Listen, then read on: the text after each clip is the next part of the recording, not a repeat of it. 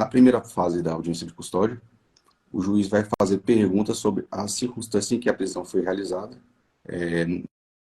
Geralmente o juiz não vai fazer perguntas sobre o fato em si, porque ali o objetivo dessa audiência de custódia não é fazer prova acerca do fato, mas tão somente acerca da circunstância em que a prisão foi realizada.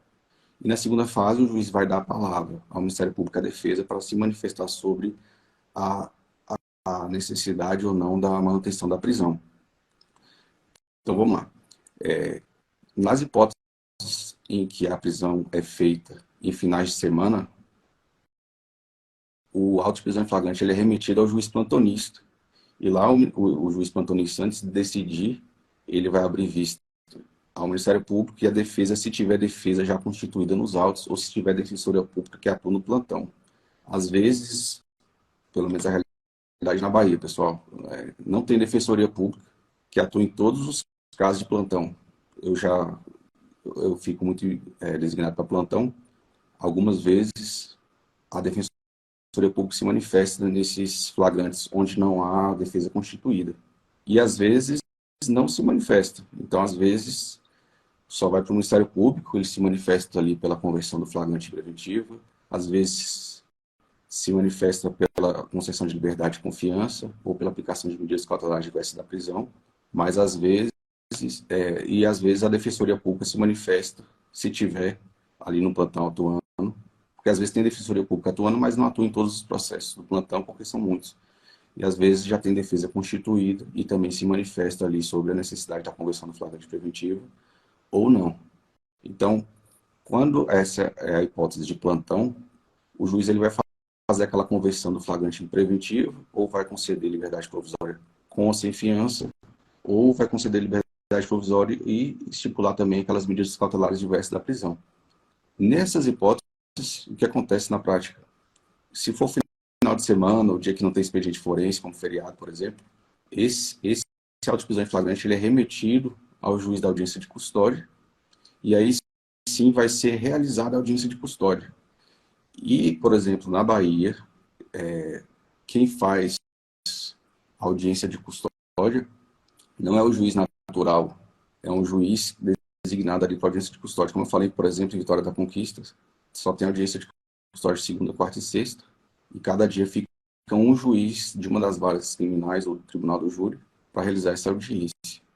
E somente depois dessa realização da audiência de custódia é que os autos são remetidos ao juiz natural. Então, vamos lá. Nessa hipótese de plantão, quando os autos são remetidos a esse juiz que vai realizar a audiência de custódia, ele vai reapreciar, né, a situação prisional do acusado. Então, por exemplo, às vezes, se o advogado ele é constituído somente depois da decisão do juiz plantonista, isso não tem nenhum problema assim, prático, porque o juiz ali na audiência de custódia, ao final, na segunda fase da audiência de custódia, o juiz vai reanalisar a situação prisional. E eu digo assim, pela minha experiência prática, é relativamente comum que às vezes o juiz plantonista ele converte o flagrante em prisão preventiva, ou ele concede a liberdade provisória com fiança. Às vezes o autuado ali, o conduzido, ele não paga fiança, às vezes por não ter condições, e às vezes o juiz da audiência de custódia, ele pode, às vezes, diminuir essa fiança, às vezes afastar a necessidade da fiança, às vezes esse juiz da audiência de custódia, ele pode revogar a prisão preventiva, aquela que já foi convertida, o flagrante preventivo. Então, a audiência de custódia é uma excelente oportunidade que a defesa tem de às vezes, conseguir ali a soltura do acusado. Aí algumas dicas que eu dou com relação à audiência de custódia ainda. A manifestação da defesa, do advogado constituído ali, é feita de forma oral. Então, é como se fosse uma audiência mais simples, uma audiência muito rápida, onde o juiz vai ouvir o acusado, né, mas não sobre tudo que aconteceu ali. Ele não vai fazer perguntas sobre o fato. Por exemplo, a pessoa foi acusada lá de roubo. O juiz ele não vai fazer perguntas, e nem as partes devem fazer perguntas sobre o fato, a circunstância em que o roubo ocorreu. As perguntas são referentes somente sobre as circunstâncias em que a prisão ocorreu. Perguntas como o acusado ele foi submetido à laudo de exame de corpo de delito antes de entrar no presídio, como que ocorreu a prisão. Mas, assim, acaba que a audiência de custódia é mais uma oportunidade que a defesa tem de o juiz reanalisar, ou, pela primeira vez, analisar a situação prisional do acusado, do conduzido, e oportunidade também, às vezes, do juiz ali revogar uma prisão que já foi decretada, às vezes, pelo juiz plantonista. Então, o que eu aconselho é o seguinte, verificar junto à vara onde atua o número do processo, porque às vezes a vara já permite que o advogado já faça um pedido ali de liberdade provisória ou de revogação de prisão antes mesmo da audiência de custódia. Então, se quiser já fazer um pedido por escrito, antes mesmo da audiência de custódia, é possível fazer. Basta entrar em contato com a vara, pegar o número do processo e já fazer o requerimento. Isso vai facilitar um pouco e dar mais segurança ali na hora da audiência.